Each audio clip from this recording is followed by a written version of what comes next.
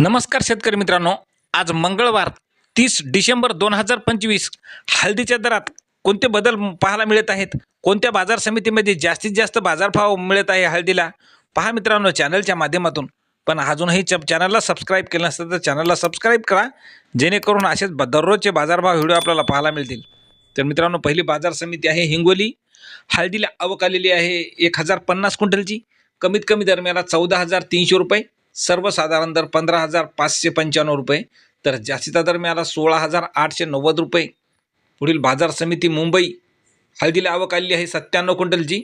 कमीत कमी दर मिळाला 18,500 रुपये, सर्वसाधारण दर 20,750 रुपये, तर जास्तीचा दर मिळाला 23,000 रुपये. पुढील बाजार समिती आहे नांदेड. आवक आलेली आहे 1,071 क्विंटलची. कमीत कमी दर मिळाला 11,000 रुपये, सर्वसाधारण दर 15,295 रुपये, तर जास्तीचा दर मिळाला 16,500 रुपये. पुढील बाजार समिती आहे हिंगोली. आवक आलेली आहे 1,250 क्विंटलची.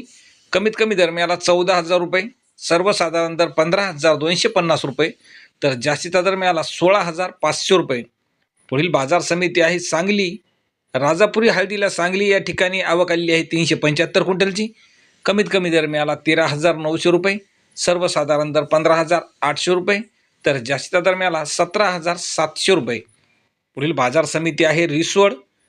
रिसोड या ठिकाणी हळदीला आवक आलेली आहे 965 क्विंटलची.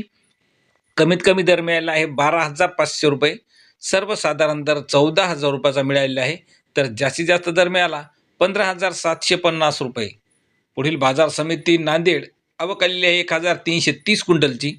कमीत कमी दर मिळाला 11,000 रुपये, सर्वसाधारण दर मिळाला 15,145 रुपये, तर जास्तीचा दर मिळाला 17,200 रुपये.